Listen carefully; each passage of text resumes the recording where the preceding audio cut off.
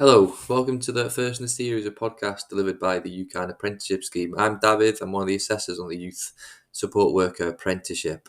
So today's podcast we're going to cover safeguarding in youth work. So throughout there will be professional discussion with myself, Alex and Della, who are all the assessors on the qualification, but we've all come from youth work background. So we're going to discuss some examples from our own practice. We'll also discuss what we expect from yourselves, meet criteria as a learner. So, what content we expect, what examples we expect, and how you can evidence your work. So every criteria will be covered in this discussion, either through a professional discussion or a personal recording for myself, Della, or Alex.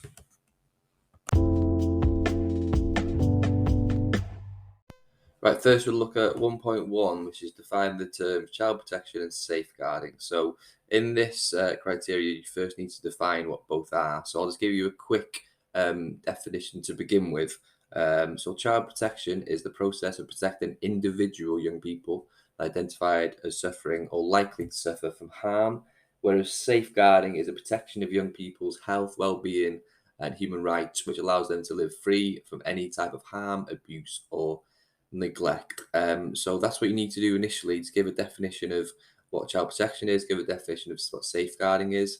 You can also outline why safeguarding is so important within a youth work practice and any other kind of practice to do with education or working with young people. You can then link to how safeguarding and child protection are linked together. So safeguarding is more a preventative measure to protect young people as a collective. This is done through legislations and policies, which you'll discuss in the other criteria, whereas child protection is a measure to protect an individual young person. So there's structures in place, there's plans in place to put in support for that individual young person. But so yeah, in 1.1, all you need to do is define what both are, give a brief description of why they're so important within youth work practice, because you'll go on to outline how policies within your organisation guide your practice in the next criteria. But this one, give a definition of both and just a quick description of how they link with each other. Right, so moving on to 1.2, outline safeguard legislation, guidelines, policies, and procedures relevant to your own organisation. Firstly, what I'd probably look at in this section is that you know the difference between procedure and legislation. So, legislation, the easy way to remember it is anything with the word act before or after it. Legislation is a piece of guidance which is actually law made by the government. Legislation helps guide policies within an organisation. So policies are put in place by an organisation to either make sure that young people are safe, staff are safe, volunteers are safe, but they are led by legislation. So legislation is law set out by the government, so every organisation has to follow those legislations. So what I would do in this answer as well, as it asks you to outline safeguarding legislation and guidelines within your organisation. Have a look at the legislation. It could be the Children's Act 1989.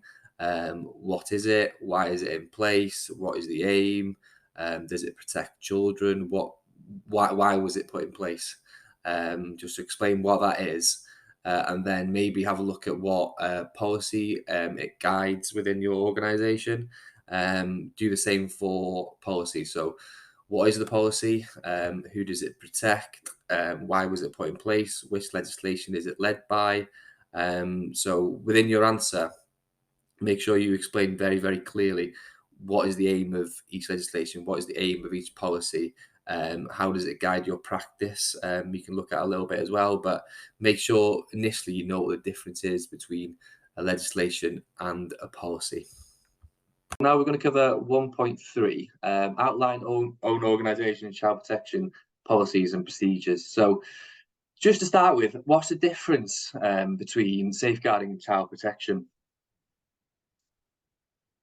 When you're thinking about like safeguarding, you're thinking about all the things you kind of put in place to protect the young person. So it could be things around DBS checks, ID that you wear when you come into a building. It's all those kind of things that you kind of put in place before it gets to the point where there's been an issue, there's been a disclosure, and then you have to go into what becomes child protection, is that now there's been harm, now there's been something where that's gone wrong with a young person. Child protection is then, what do we put in place to protect that young person? You know, we've done the disclosure. It might be we have to talk to a social worker, it might be talking to their parents, but it's the response to a breach and safeguarding. So yeah, safeguarding is more like everything we try to put in place to protect a young person before it gets to the point where actually there's harm put in there. Yeah, and I'm going to totally confirm that. I see safeguarding as being a broader safety net for all young people, but child protection is more specific, it's more individual to a young person that maybe has been identified as being at risk. Yeah, so I think like safeguarding procedures and policies sort of help guide child protection, don't they? So child protection is an individualized sort of policy for a child, whereas safeguarding policies are to protect like the wider community of young people. So we just think about this in terms of our own experience. How important do you think child protection policies are within an organisation? Yeah, they're vital, and I think from my experiences, like running youth clubs, if you don't have like a robust safeguarding policy, especially when things are a lot loose, young people are volunteering to come to your space, things can become dangerous quite quickly if you don't have policies in place, if you're not thinking about how you're protecting those young people, if you're not putting, you know, who's on the door, how are we collecting information about young people, you know, safeguarding, for example, on a trip is making sure that you have parents' numbers that are up to date. It's about making sure that you know their medical history, like little things like that can protect you when you're taking young people out. It could be something could happen in the space where a young person hurts their head, you know, accidents happen. And if you haven't got safeguarding procedures that may be like, what do you do when someone's hurt? Is everyone health and safety trained? Do you have all the parents' numbers? There's been times where we've had to contact schools, we've had to like scramble to find information about a young person to protect them because there's nothing in place. And, you know, it could be that and I think that's when it's important to really think about policies as well, because what is your policy of signing out young people? What's your policy of signing them in? Like, not knowing those things, not having those things aware, you can put young people at risk very easily, especially in such a loose setting. It's not like a school where everyone knows you have to give certain things, the local authority knows about the young person. In a youth work setting, you could be a voluntary organisation. How do you protect young people? What do you put in place to protect them? I think, you know, safeguarding policies, it's also about protecting yourself as professionals, as an organisation, as a whole.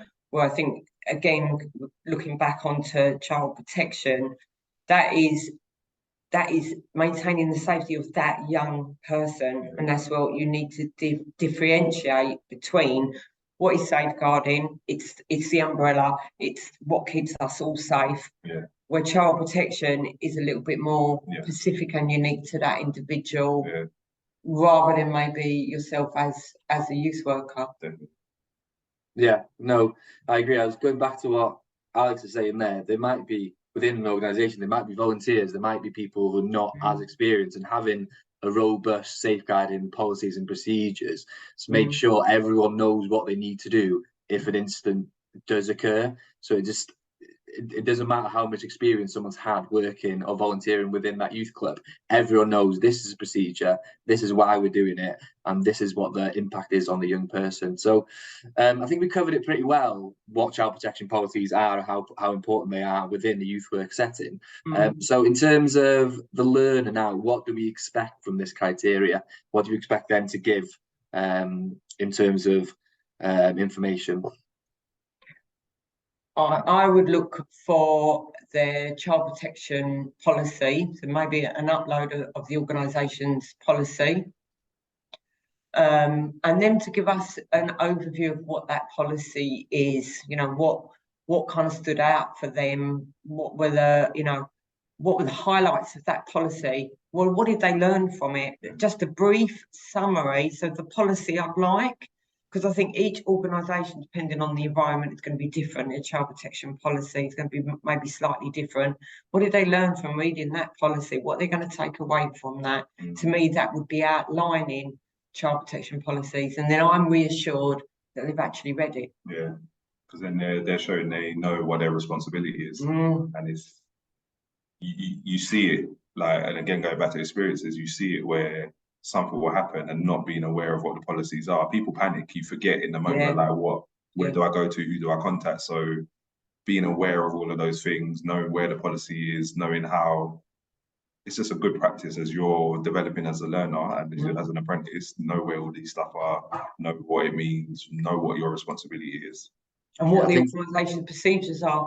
Otherwise, you know, you're opening yourselves to prosecution as an organisation, and we all legally are obliged to follow these policies.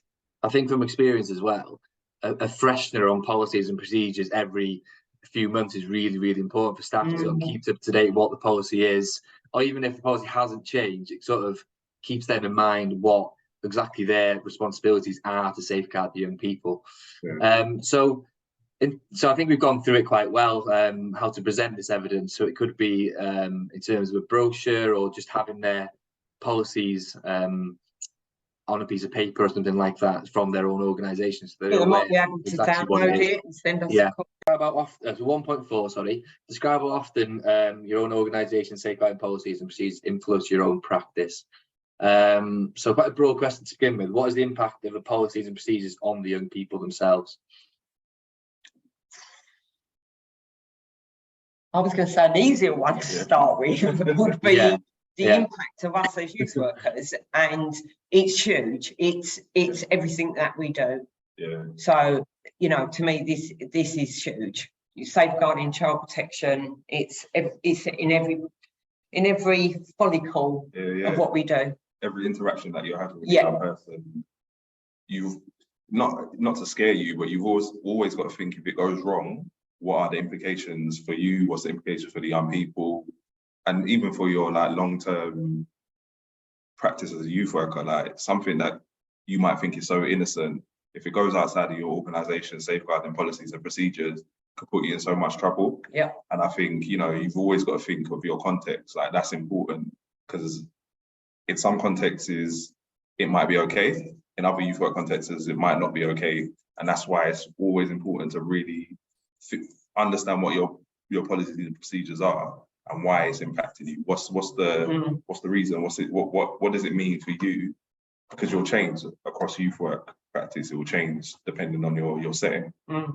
So for us, for me, my youth work practice was in April, and things like what came under our safeguarding policy was ensuring that you are never alone with young people, because of the type of young people that we worked with.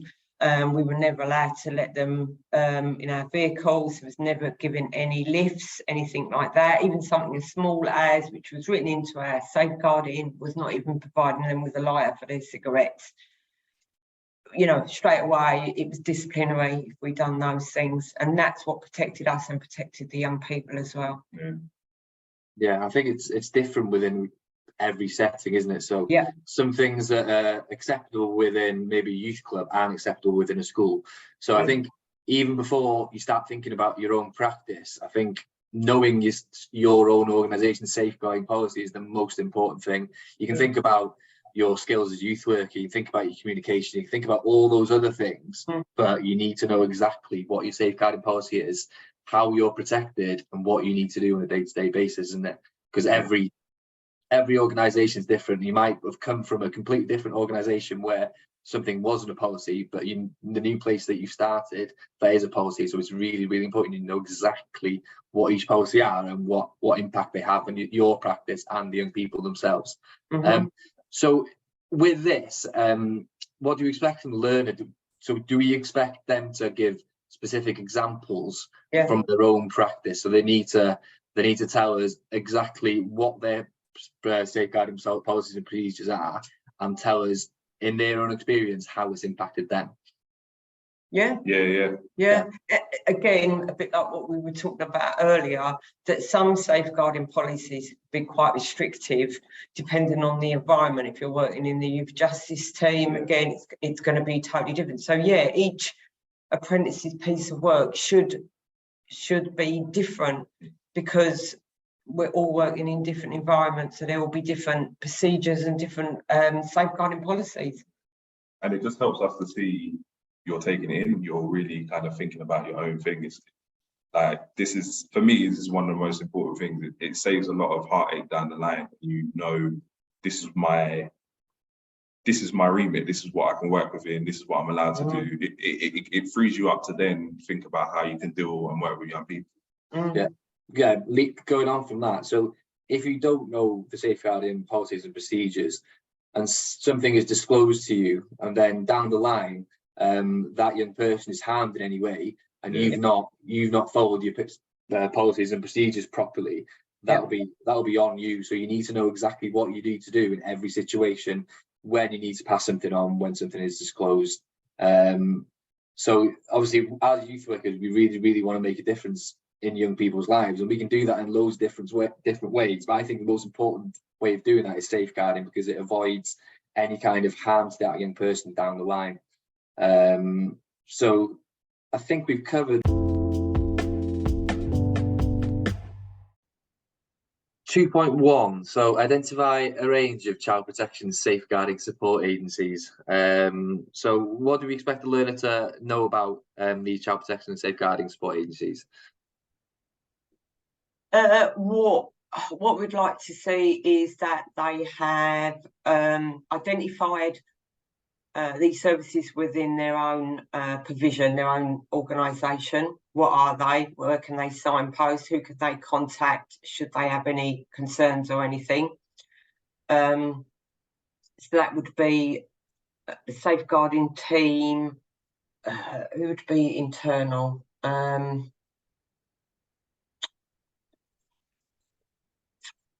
Designated safeguarding lead. I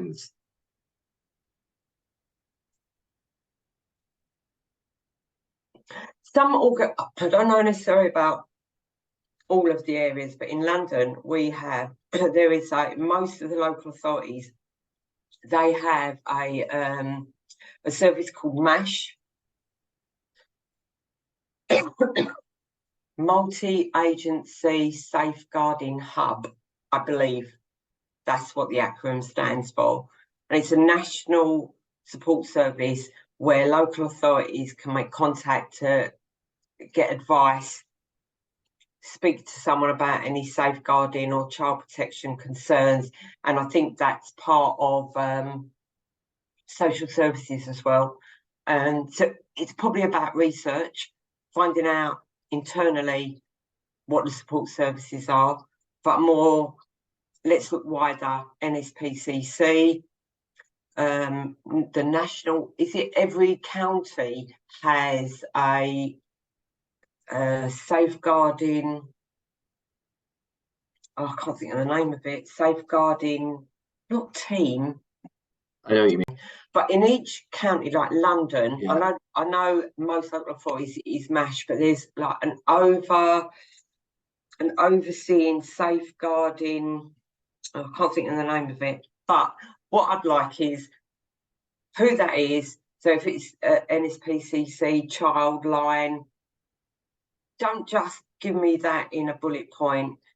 Briefly outline what support services, what do they offer, what could you get from going there. And the point of this being is, all of us that are youth workers, we need to know where we can go if we if we have a concern, or maybe we're concerned about someone within our own organisation. Where do we go to? Who do we report to? Rather than running around blind, know before these things happen. I think it's about as well referring a certain young person to the right agency as well. It's not just having to think of what their circumstance is and think, right, this external agency would be most appropriate to help their needs. It's that kind of thing we're looking for. So they could even like have a think about that within their own practice, thinking this is the safeguarding concern they've got about a certain young person. I would think which external agency would be most appropriate to help them with their needs, maybe. Yeah. We'll go on to 2.2. Describe the forms of abuse and the characteristics. Can you give us an example of an abuse? Okay, we are looking for specific types of abuse. My example being sexual abuse. And what we mean by characteristics is, as a youth worker, what might the signs be that you will see in a young person that could be being sexually abused? What is sexual abuse? What do we actually mean by that? And then we say characteristics, but what are the signs as a youth worker might you see? Yeah, I think again, you're describing, you are not listing, you're describing these. So we need to be reassured that you understand these different types of abuse. I'd like about 4 different types of abuse, because there is quite a few, and what I distinguish what those different signs will be. I think as well with this, it's obviously important to get it down on paper as evidence, but to take it into your own practice as well, isn't it? 100%. So always think like, I'm writing this down as evidence, but also I need to identify some of the signs in my own practice as well, because that could stop harm happening to a young person, couldn't it? Right, we'll go on to 2.3. Describe forms of exploitation and their characteristics. So kind of looking for something similar to 2.2 in this one. Yeah. There are different types of exploitation that young people can experience. Because I said sexual abuse in 2.2, in 2.3, I'm going to say sexual exploitation is just the example that I'm giving, but there are obviously others. You may need to research them. What is sexual exploitation? Give me some examples. And then again, what are the characteristics? What, as a youth worker, may you see in a young person that's being sexually exploited or being sexually exploited? If you don't know, this is what this will do, is don't presume something, because the young person's wearing a lot of makeup. You may need to look for another sign again, just to be sure something could be happening. So yeah, do a bit of research. And I was just going to say, NSPCC fully list all types of abuse and exploitation. Do your research on the NSPCC. We'll go on to 2.4. So identify own organisation safeguarding officer in relation to reporting child protection issues. So firstly, what are the roles and responsibilities usually? I know they're different within different organisations, but what are usually the roles and responsibilities of a safeguarding officer?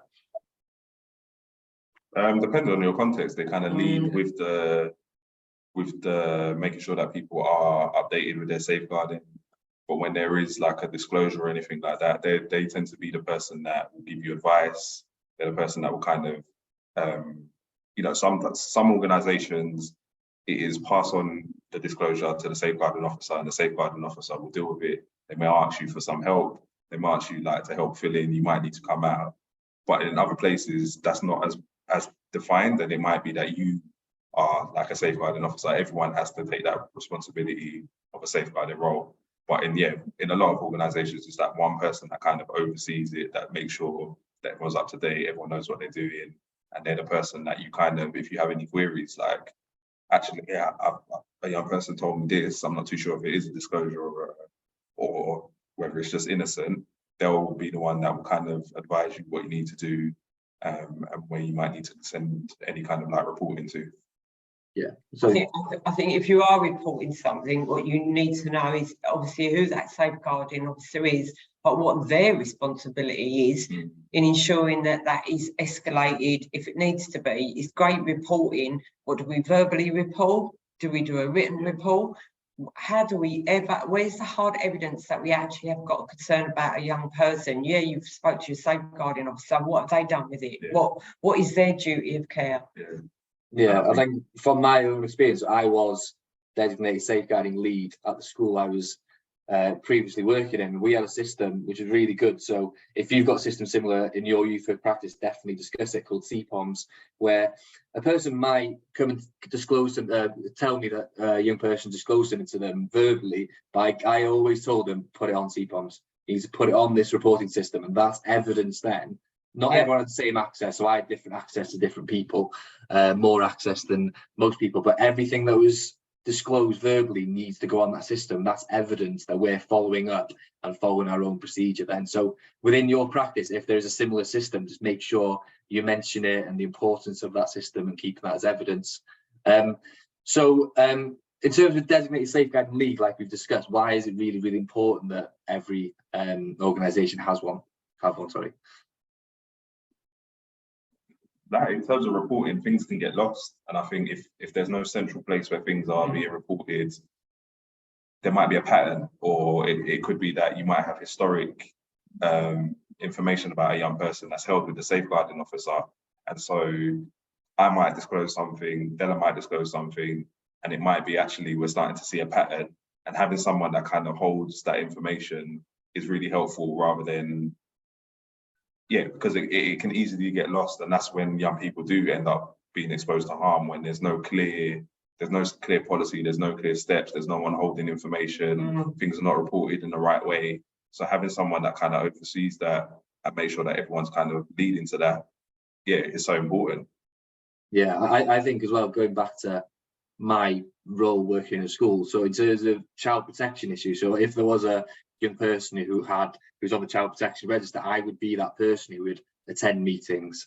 I would work with social workers, work with the police if needed. So that's just that one key contact then, for that you're the expert on that young person's needs, and you can kind of work with outside agencies to get the best support for them. So that one key person is so important, I think, because even though every person working at the organisation should know the safeguarding policies, if something needs to go further, it needs to go for someone else and needs to be sort of followed up. So just looking at sort of youth work specific organisations, why is it important for a safeguarding officer to be within a youth work setting, maybe compared to maybe a school or somewhere more formal like that? Because of the type of relationships we have with young people, very informal. More often than not, there is a high possibility that they will disclose. We're in a much better position to maybe see sort of indicators for abuse. We may hear about exploitation rather than other professions. So I kind of think we're liable to see this more than ever. That's why having a safeguarding officer within youth work is extremely important. We're working with very vulnerable young people. Rather than sort of guesswork it, let's be sure we're following all of the safe guidelines to ensure the safety of those vulnerable young people. I think as you kind of alluded to then, there might be another figure of authority within their lives that they're open to talk to, like they are youth work, because of the way we interact with them, because the activities that we run, because it is an informal situation. They would probably feel more, well, a lot of the time, feel more comfortable disclosing something to us rather than maybe a teacher or their parents. So it's vital that we have that kind of relationship with them, that they feel open and honest about something that might be going on in their lives. We build trust with them. Yeah. So in terms of the learner again now, so what would we expect from this criteria? Well, I can tell you what I don't expect. I don't expect a name and a contact number. That tells me nothing. That I don't find that reassuring, that the apprentice will know where to go and who to report to and how do they report. What is, I want to read not only who the person is, how do you report, what are their contact details, do you follow that up in a month's time? Yeah, so even though it's saying identify, which would lead apprentices to think it would just be a name, definitely. No, I would like a little bit more than that. Yeah, no, definitely, because, like I've worked in places where the safeguarding officer, if it's in social work, it will change after certain times as well. So, you know, after 5 o'clock, it'll go to like out of hours safeguarding and not knowing who that is, not knowing what the number is. And if something happens when we're working and doing youth work, which might be in the evening, you might be working for a local authority, you might be working in the evening, you need to know if a young person turns up at 9 o'clock saying they're homeless, like who do you identify? Who's the people that you call? Like, what are these kind of things? What are their office hours? You know, it's important to have all of that in case anything happens. You never know when things like that happen. Yeah, I think it's. And don't just write manager. Yeah. If you write manager, you know you're going to get your work back. Yeah, so I think with that as well, it's obviously about identifying, but obviously explaining the importance of having that safeguarding officer within an organisation as well. Right, we'll move on to 2.5. Identify own organisation's policies and procedures for keeping staff and volunteers safe. So can we think of like specific examples within youth work organisations where policies and procedures help keep staff and volunteers safe? Code of conduct. Yeah. Which is for any employee, but particularly for youth workers, it's ensuring that we know what is expected of us, how to conduct ourselves. Again, it is making sure that young people are protected as well, obviously. I think code of conduct is particularly important with maybe those less experienced in youth work that have yet maybe not understood about the boundaries of youth work, of being a youth worker. As kind of the overview of code of conduct, I'd probably be looking for it could be whistleblowing. Like, you may never know that you're the person where you might be seeing patterns of abuse. You might be seeing like poor practice. So knowing who to kind of talk whistleblowing, you might see bullying, harassment, and that might be among staff, but it could even be to young people. So even knowing those policies and procedures help to keep volunteers safe, making sure that they know it. What's your induction procedure? What's your recruiting procedure, safer recruiting processes? Like, what do you have loan staff procedures? Like, what's the procedures for, if staff are working, can they work alone? What's the volunteer procedures? Will volunteers be allowed to work with young people? Do you need to make sure that they're a member of staff? So every organisation, and depending on your context, will have clear, or should have clear, like, policies like around those kind of things. Even ID badge, even that, thinking about, you know, identification badges, which I think should be encouraged in youth work as well. Yeah, you never know. You never know. Yeah, I think as well, I've had that experience as well. Knowing, so someone's on site, an adult's on site, and they haven't got an ID badge on, it's about you going, challenging that person and going, can I see your ID? Who are you? That then keeps staff and young people safe. And it's being comfortable to challenge that kind of thing, isn't it? I think it's been comfortable as well to challenge bad practice within youth work as well. I think we've seen, all three of us seen bad practice down the line. It's about kind of us challenging that bad practice to improve it as well, isn't it? And it's not really not policy or a procedure, but it's just like, as youth workers, we know how important good practice is to the impact of young people, and it's about us knowing when to kind of challenge that. And I guess I was gonna say that leads on to things like supervision.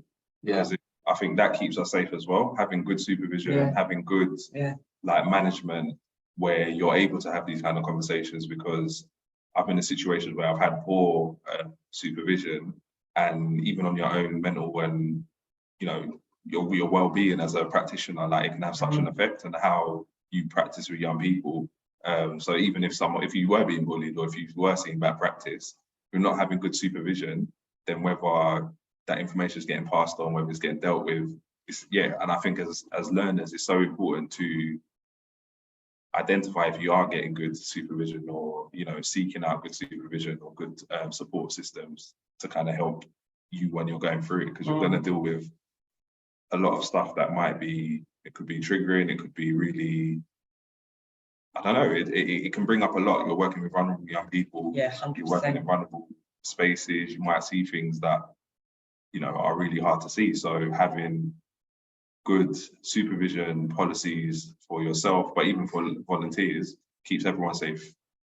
Yeah, and lastly, I would have said confidentiality policy as well. Definitely. And youth workers need to sort of understand the it's not legal requirements, but the need to what we can keep to ourselves that's been disclosed, and what does need to be disclosed. Because sometimes it's hard to judge if it's ever in doubt. Look at your confidentiality policy. Do I report this? Is it a concern? You know, don't second guess yourself. Just report. Confidentiality policy should help you with that.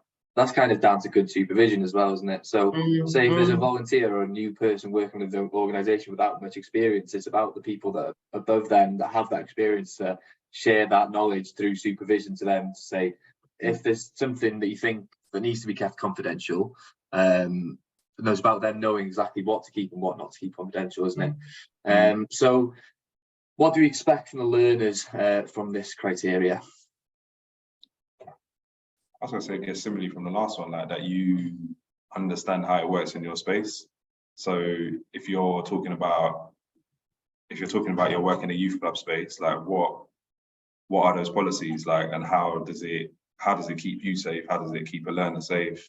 Give an example. You know, it could be you might have a book that shows incidents. That's a way to keep people safe and making sure that before a session, everyone that needs to have a look at it, that could be a policy that you have to look at what happened the day before, so you're able to kind of keep yourself safe and young people safe. Like it's just showing that, you know, in your context, what things are in place and how it keeps you safe, how it keeps volunteers safe.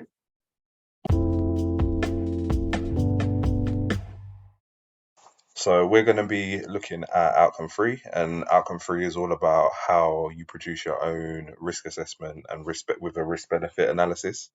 But not only that, to describe the process of how you go about setting up your own risk assessment, what risk benefit analysis is. So you may have heard of risk assessments, and often in all your work, you're already doing a lot of risk assessments anyway. And the idea of a risk assessment is to look at the hazards and to look at how you can kind of mitigate the risks for some of the hazards or some of the things that might happen. But a risk benefit analysis is slightly different, and this has kind of come out of play work, where you have young people that are on adventure playgrounds. They're using a lot more. They're using tools. They're using fire. They're engaging with things that are quite what we would call dangerous and more risky for young people. And the whole idea around risk benefit analysis is that rather than making young people or making our work very risk averse, without taking risks, we're not allowing young people to develop. Part of the development of young people, and you'll touch on it when you look at young people's development and adolescent behavior, is around young people. Part of their brain is still developing, and part of that brain deals with risk and how young people engage with risk, how young people are more likely to take risk. And so part of their development, it's important that they do and are exposed to risk. But a lot of our work and a lot of maybe risk assessments don't really think about that. They look at the risk, they look at, if we do this, a young person might get harmed. And I think what happens there is that we cut off opportunities for young people to develop and grow. So a risk benefit analysis looks at maybe a particular risk, but then looks at what is the benefit of us doing that risk. So for example, if you're working on a project with young people, if you was in play work, and it might be that you're going to have a fire and you're going to do, I don't know, you're going to do an open barbecue, you're going to get young people to cook. The risk is fire. There's a risk of food poisoning. There's loads of risk around young people using the barbecue, using the fire, all of those kind of things. But the benefit is that young people will learn new skills. They'll learn how to cook. They'll learn how to use a barbecue. They'll learn how to be safe around fire. And even if they burn themselves, they learn that that's something that they shouldn't do. So a risk benefit analysis, you can take your risk assessments that you might be already doing, and then you can use that and look at each of the benefits of different aspects of your work that you're doing. So it could be that you want to take young people ice skating, and there's big risks. You might work for a local authority and they might feel a bit worried about someone suing them, but you could say that actually we thought about the risk, the development for young people of them taking part in this activity kind of outweighs the risk. And so that's what we're kind of looking at when we're looking at a risk benefit analysis. So when you're coming up and you're actually getting to the point of writing your risk assessment, there's certain steps that you kind of take. So the first step is to identify the hazard. And there's many ways that you can identify the hazard. One way is to walk around the space. You can visit the site. You can have a look at what maybe there's some existing risk analysis. Talking with people, sometimes that's a really important step, is to talk to your colleagues, ask them questions, really break it down. Think about if you were going through a walk through the park, what potential hazards could there be through the park? Think about the weather, think about the time of day that you're going. And that kind of steps onto like not question one, but that kind of steps onto like the next part of when you identify the hazard. What could be considered a hazard? So there's many types of hazards. There's physical hazards. So those are things like, so when doing your risk assessment, there's certain steps that you have to go through. So the first step is you identify the hazard. So ways to identify the hazard is you can walk around the space, you can do site visits, you can ask your colleague or someone for advice, or just think about the worst case scenario. If it goes wrong, what could happen? And then there's also the HSE website, and they have really good resources that can help you to kind of identify and really kind of break down what constitutes a risk. So when you're thinking about the risks and thinking about the hazards, there's different types of hazards. So there's like physical hazards. So that's like trips, that's slips, those are falls, there's fires. There's biological hazards. We've come out of COVID, or maybe still be going through COVID. So there's things around health and safety around that we need to start thinking about and may become more prevalent. There's psychosocial things, so things that can affect a person, whether it's a staff, whether it's a young person. It could affect their individual mental health or well-being, and that could be stuff like stress. It could be sounds, loud sounds, lights, and then you've got to think of short-term versus long-term hazards. Some projects that you might do might be a long-term project, and it might be that in that project you're exposed to loud noises. The short term, it might not be an issue, but a long term continual exposure to loud noises could affect your hearing. So sometimes you've got to think about hazards in the immediate sense, but if it's a longer term thing, think about what could be the longer term hazard if you kind of carry it on. And then you've got to think about who can be harmed and why. It could be some hazards may only be specific for young people. Others could be around people of your members of staff. It could be volunteers. It could be that someone that's inexperienced may be more likely to harm. And do they have any health requirements? Do the people that you're working with have any disabilities? So all of these things can affect different people at different times. There are hazards that will affect everyone, but there's some that's specific, and you kind of need to sometimes think about those things as well. And in the step 3, you evaluate the risk and decide on precautions. So can the hazard or risk be removed? If not, can it be controlled? Or is there a less risky option that you can take? So those are some of the kind of questions that you need to ask when you're going through evaluating the risk of it. And then, like we said before around risk benefit analysis, yes, these are risks, but risk is an essential element of young people's development. So for us to just focus purely on the risk and not the benefit is a disservice to young people. So when you are doing your risk assessments, think about all those things. Think about those different steps. But then the added step now is to think about the risk benefit analysis.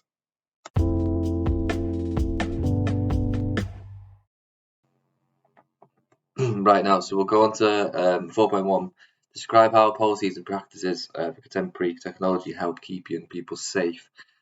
So obviously this is a really, really important one this day and age. So when we're talking about contemporary technologies, we're probably mostly talking about things like social media, which is a massive thing in young people's life nowadays. It's probably for a lot of them the most important thing. But as youth workers, it's really, really important within our organisations to have policies and procedures to keep them safe and raise awareness of the potential risks to using social media and other contemporary technologies. So young people themselves can actually educate us as youth workers, because they obviously are using the apps on a day-to-day basis. We might not be up to date and as relevant about exactly what they're using, so it's important for us to kind of learn exactly what they're using, identify some of those risks, and obviously these policies and procedures when it comes to keeping them safe are really important within your organisation. So in this criteria, it's really important that you describe what some of the risks might be, discuss what policies and procedures your organisation has to protect them against contemporary technology, but also for future practice, and you can get it down in your answer as well. You need to make sure that you know exactly what risks young people are facing on social media and what are the effects on their day-to-day life.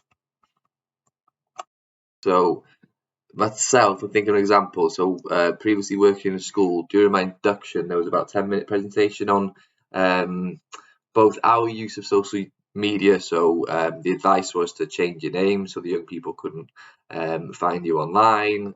We also discussed how to report certain situations where we think a child might be at harm because of their online use. So the safeguarding policy in terms of that.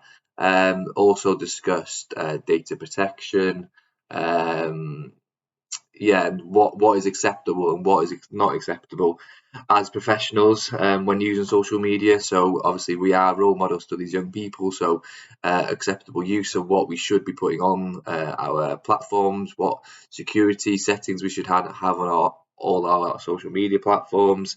So it's really important to sort of, in this criteria, to have a look at your own use of social media, how your organisation expects you to use it safely, but also young people's use of it and how we can kind of guide them in using it in a safe and protected manner. So that even could be, so us being role models again. So we set our social media to private. They should maybe do the same to avoid any kind of person they don't know contacting them, because that can obviously lead to harm and whatnot. So yeah, just in this criteria, discuss both sides. So discuss your own use and what your organisation advises you and tells you what to do, but also discuss the potential harm of using social media to young people. Also, in terms of practice, and you can get it down in your answer with this criteria, it's really important that you know how to report any safety concerns you might have about a young person and the use of contemporary technology. So within your organisation, who's the correct person to report any concerns to, or even on the online platform, knowing how to report certain situations is really important. So if you even get an example, obviously keep confidentiality in mind within your organisation about when you've had safety concerns about something that's happened online. That would be a good thing to get to add to this criteria as well. 4.2, describe the importance of an organisation-wide approach to using social media.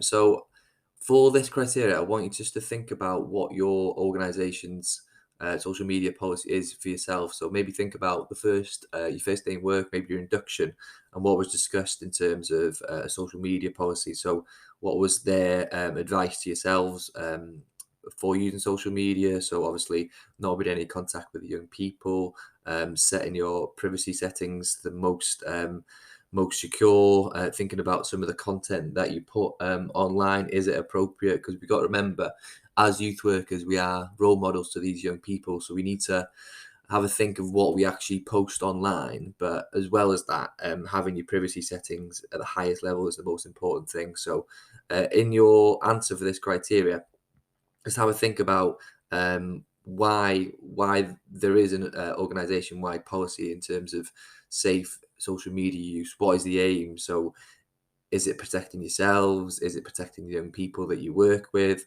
Just have a think about those type of things, and always just refer back to your own practice. Does your workplace offer training on social media use?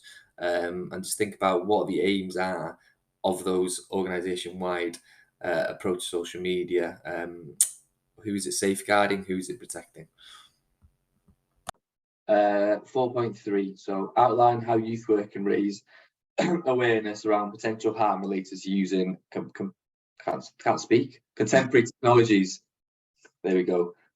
What are the potential harm that can potentially? What do we mean by that word technology? Can't say it. Contemporary. Contemporary. Can you say it? Contemporary technology. So when we are saying that, what do we actually mean realistically? Social media. Social media, yeah. What's the, in terms of youth work, what is the biggest one that we have to deal with? Oh, I don't think we need to answer that, do we? I think everyone knows. So Yeah. how important is it to raise awareness within a youth work setting about the potential harm to young people? So what can we do to sort of notify the young people how dangerous social media can be? What can we do? I think it's building on the relationships that you already have and seeing the needs. You might find that you have young people that are like really exhibit like risky sexual behavior online, but they might not see it as that. They might be sending stuff to each other and they might not see it. They might not see the dangers. We've all been, you know, where young people are sharing images of themselves. They've seen it as innocent, but not realizing some of the legalities. If parents get involved, it could become, you know, people being put on a child sex offender list. So sometimes it's about informing them, and how you do it. You can start off with conversations, but then I think youth work's always about bringing young people involved with it. So how do you put on workshops? How do you put on sessions where they're learning, you're teaching them, and then you're learning from them, like understand their world, like where they're coming from, like why do you think you do it?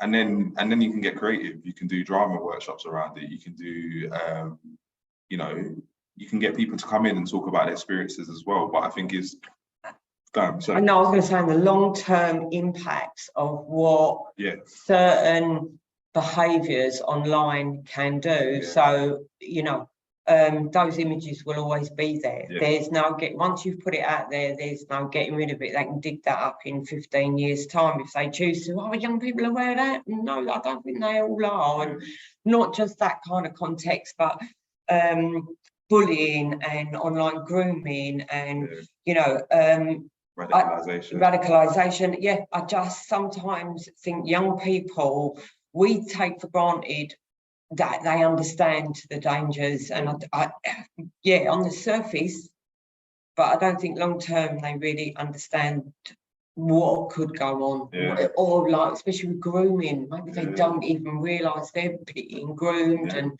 it's them. So coming back to how can we help raise that awareness is making our programs and that age appropriate. What really kind of annoys me is a lot of youth work programs that I see, they're not age appropriate. It's like they've got, you know, a group of 15-year-olds and their deliveries is really primary school stuff. And I think let's look at age appropriate. What's really gonna make young people more aware of these dangers?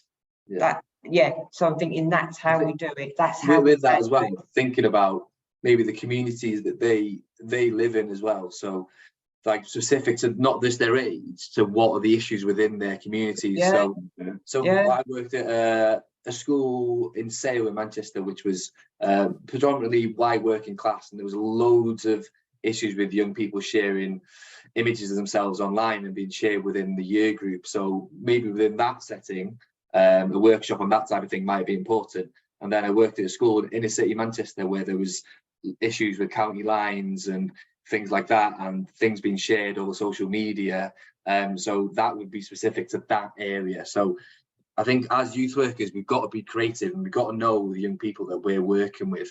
So if there's a potential harm from them accessing social media with it, that's really, really prevalent within the area, have conversations about that, design workshops around that, bring outside speakers about that type of thing. They're really, really effective. So it's about kind of knowing exactly the type of young people that we're working with and the potential harm, because when we're talking about potential harms to online behavior, it's not just a year or two or a few days where everyone's seen this image. It can be for the rest of their lives, when they apply for jobs, when they go to university. So they've got to know that they see the short-term benefits, don't they? That all their friends are doing the same thing, but they don't see the long-term sort of disadvantages of it. I think we covered that pretty well. So in terms of what we expect from the learner from this section, what do we expect to see from them? A good written piece that does maybe bring something for us to all learn from as well as the assessors, is kind of what other ways can we bring about awareness to young people, you know, give us some ideas. Let's get creative. Maybe like what's worked well for them on their practice, and say what are the advantages to those young people that you're working with, because we can always learn from them, and then that practice that they've shown, we can then pass it on to other assessors, and it can kind of change how youth work is delivered on this type of issue as well, isn't it? Right, I think we covered that one. We'll go on to 5.1. Criteria 5.1. Describe how youth work can protect and support young people. So can we think of examples of a way that a youth work specific organisation can protect and support young people? I was just going to go back to the last conversation around, you know, risky online behaviour. Like, you're empowering young people. Like, young people, you're giving them control of their decisions. You're helping them to learn for themselves. You're helping them to think about risk, think about long-term issues. You're helping them to think about their own identity. Like, that empowerment, youth work is about a lot of it is about empowerment, and informal. It can be just as simple as a conversation, but you giving that time, and that youth work, that's the youth work. It's that those informal conversations. It's those empowerment. You're not just telling you. And I'm not like to slag off school, but you're not just telling them this is how you should do it. You're helping them to think, how do you think that can affect you? Like, what do you think? How can we think about it differently? Or, you know, what do you know about it? Or teach me, like, you know, ask them, what do you know? Like, what can you teach me? Because I don't know about a lot of these new technologies. So let me learn from you, and let's grow together. Let's support and protect you. And that helps them to kind of, you're teaching them how to talk to adults. You're teaching them what's a respectful way to engage with adults, but also how they should expect adults to speak to them as well. Like, so youth work can teach young people relationships with themselves, with other people, and then knowing that and giving them that confidence to kind of question things when things don't feel comfortable, you empower them to protect themselves. I think for me, it's, I don't really want to read provide a safe space. If you're going to write provide a safe space, what do you mean by that? How do you go about providing that safe space? Because they're just buzzwords, and what I'd like to see from the apprentices is that they actually understand what that looks like. What is it? That's true. It is, isn't it? They're buzzwords that you kind of get a bit. Well, do they actually know what that is? I really like what Alex was saying about providing that space, for young people to tell us what they want us to do. It's not about what we can do, it's about what do they need us for? How can I help to protect and support you? What is it you want me to provide? Is this realistic? Can I manage this? You know, allowing them to take the risks. You know, we're not wrapping them up in cotton wool. They're there to take risks. There are always going to be consequences to our actions. And I could start going off on one. You better stop me. We say safe space, but safe space, we want young people to be able to make those mistakes. They can say some things that are horrible and things that we would normally shut down. But if we shut it down, we don't give them those opportunities to learn. And so a safe space is not absence of conflict. It's not absence of people saying things that are like, are rude, that might be disrespectful. We're allowing young people to make those mistakes in a safe environment where they're not going to get written off, where they're not going to be, you know, criminalized, that we can protect them and help them to think, like, why are you saying that? Where did those thoughts come from? Oh, I was online and I heard this, and this. You know, a safe space allows for friction, it allows for conflict, it allows for those kind of stuff. It allows for you to take those risks, and you're going to make mistakes. And what did you learn from taking that risk? And it's okay if you did make a mistake, because we're going to go forward. Yeah, because there won't be an environment like that in their lives that they'll be able to talk openly like they won't be able to do it at school. They might not be able to do it in at home. So providing that environment for them to make mistakes, grow from the mistakes, and sort of learn from them is vitally important for their development as young people into adults, isn't it? So it's about, I say, creating a safe space. But what does that mean? What does a safe space look like to you? Is your organisation, is it a safe space for those young people? What are the benefits of you creating that environment to the young people? Just have a think about maybe your own practice and how you as youth workers created that kind of environment for your young people. So what would we expect to see? I think we've covered it quite well, to be fair. What would you expect to see from the learner in this criteria? If you say safe space, explain what you mean. How do you make that work? What does that look like? If you're going to tell me you empower a young person, what does that look like? What does that mean? These are just buzzwords. Now we need to know you know them, and you'll implement them in your youth work practice. So examples. That's what shows us what you are actually doing to protect and support young people.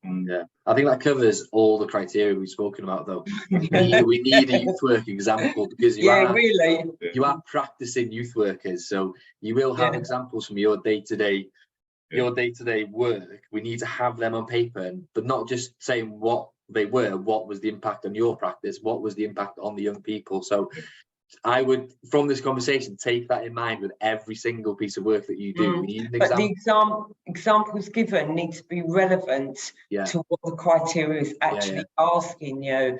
You know, and without going on, look at what it's asking you, and that's what you're answering. Some people go off, I do it, you go off a tangent, and you've got to keep bringing yourself. This is asking me to describe. That's why we can't just say, take safe space. Describe safe space to me.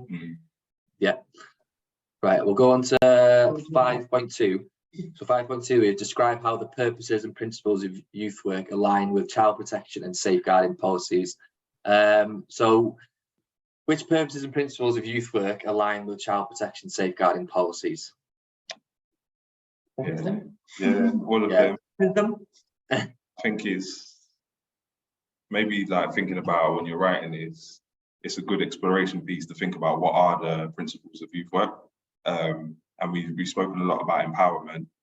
How does that align with child protection policies? And I think, child protection is about protecting young people, but also empowering them to feel safe and protect themselves as well. So it's looking at, when I'm thinking of this one, I always think about understanding what are the principles of youth work, and then seeing where they kind of correlate, because it's easy to, without knowing what those are, without knowing what the principles of youth work are and exploring with those, it's very hard to kind of see how it links. It doesn't seem like there is a link, but there's a clear link when you kind of know those policies and procedures.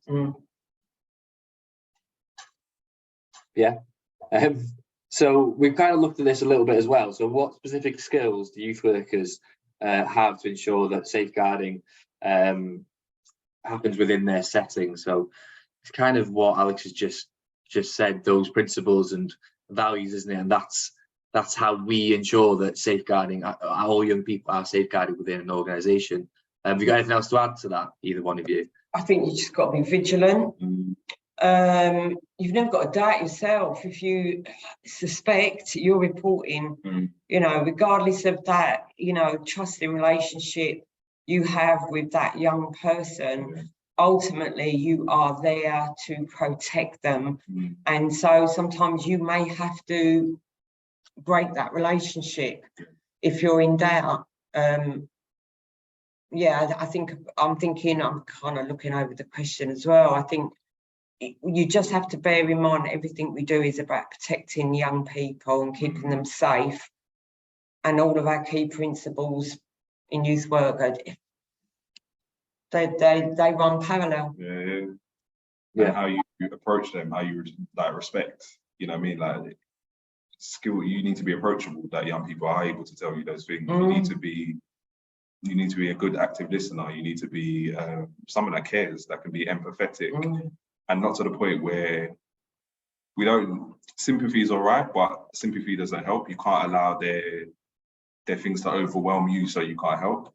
In a time when people are in crisis, they want someone that's calm, that's assured, that's able to reassure them that they can. And I think part of the values of a youth worker is having those things, being able to be approachable, being able to be calm, being able to be respectful of what a young person's telling you, to make them feel safe, that it's okay to tell you those kind of things. And I think being approachable and having those values where you care for young people. It sounds kind of trite saying that, but you have to care for young people to work with. To be a youth worker, you have to want to see young people develop. Otherwise, there's no point doing it. Like you're just kind of there. Like you need to really care about a young person's development and seeing them being the best that they can be. Yeah. And just lastly, I would say, and another key principle of youth work is to ensure that we never discriminate, regardless of where that young person is in that time of their lives, you know, whether they're involved with the youth justice team, you know, if they've just come out of young offenders, if they're involved in antisocial behaviour, substance misuse, you still have a duty of care to those young people. You still have a responsibility to support them and try and provide a better outcome for them, and that is still running a line with child protection, because that is what you are doing, and ensuring that you never discriminate regardless of your own values as a youth worker. Yeah, so I think with that as well, so these procedures and policies are put in place to safeguard, and you've got to think they're there because people care. We care about the young people, but the people that are coming up with these within the organisation, that are coming up with these safeguarding policies and procedures, they care for the young people as well. So everything is young person centric. We're thinking about them and them not harm not being caused by them. So it's really important that we know the safeguarding procedures and we just think about the young people. That's why these are put in place within every organisation. And just again, from the beginning of this unit, if apprentices look back in history to why all of these policies and procedures are now paramount in the work that we do, history will show you why. You know, the Soham murders, Victoria Columbi, they're the key ones of why we are where we are today. And so this is why, you know, we have to ensure that we follow these policies and procedures within youth work. Yeah, with that as well. So in the podcast description, I'm going to put a few YouTube clips on as well, just on those specific things that was just discussed and what legislations were put in place after those incidents. So it's really, really good for your practice to have a look at those type of things and have a think about your own organisation and why those policies and procedures have been put in place since those kind of incidents.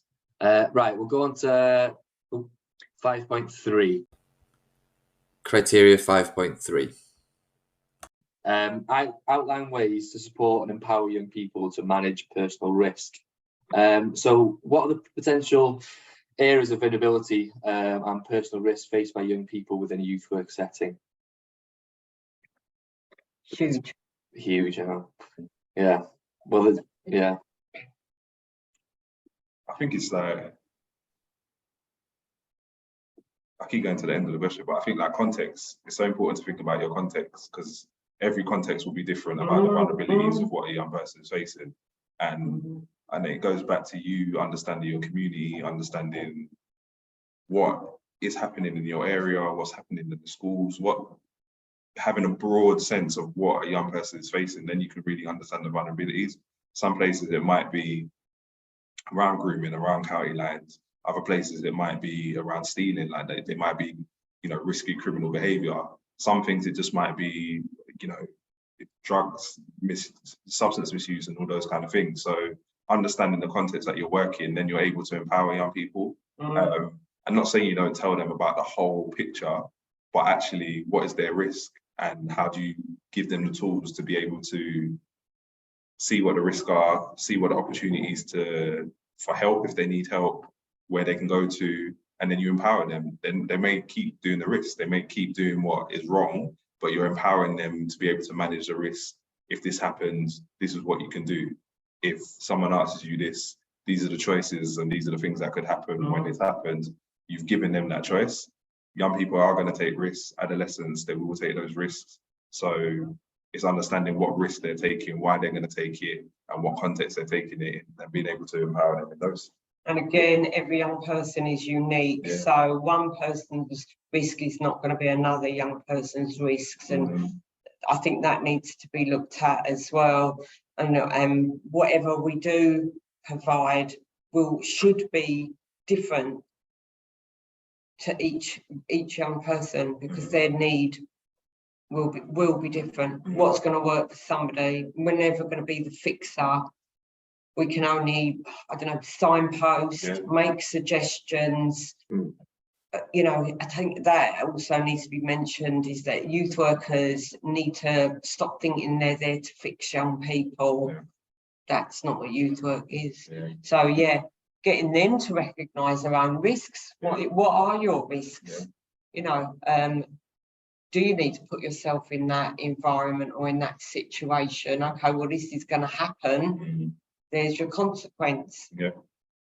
Yeah, I think that's a key skill for a youth worker, isn't it? To like differentiate the way that we deal with certain situations depending on the risk to that young person. So not everyone's risk is the same. As Alex just said, different areas, risks are different. So we differentiate our practice to the potential risk to those young people. So it could be delivering workshops on that risk to that area, or just even have an informal conversation, differentiate the advice and the guidance that we give to that young person. So in this criteria, what would we expect to see from the learner? Just basically what the criteria is asking us is outline different ways that we can help support young people to manage personal risks. You know, and you might have 10 of them and you might only have 4, but outline them. Again, you know, we're all learning from each other here, so it would be good to read kind of personal experiences and what you did to help support that young person. Yeah. Right, I think, unless anyone else has got anything to add, just in the general terms of, well, I think we've covered everything pretty well. I think in terms of what we expect from the learner and the criteria, they're all pretty similar, aren't they? So we just need to have that in mind when we are writing assignments or having discussions, that we want to hear your own practice. We want to hear what works for you. We want to hear what doesn't work and how you are going to improve that in the future. Everything that we do as a qualification is improve your youth work practice. So always have that in mind, be reflective, but always think about the criteria that we're asking for.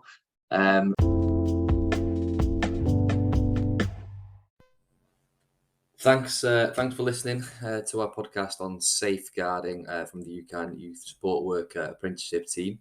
I hope you find it useful in your work. In the episode description, what I'll do, I will add some links to some videos about some case studies that have guided some of the legislation on safeguarding young people within a youth work setting and other education settings. I'll also link some research on safeguarding and child protection. As well as this podcast, there's another resource that's linked in with the podcast. So we've got a PowerPoint with some challenges in. So listen to the podcast first, then have a look at some of the challenges.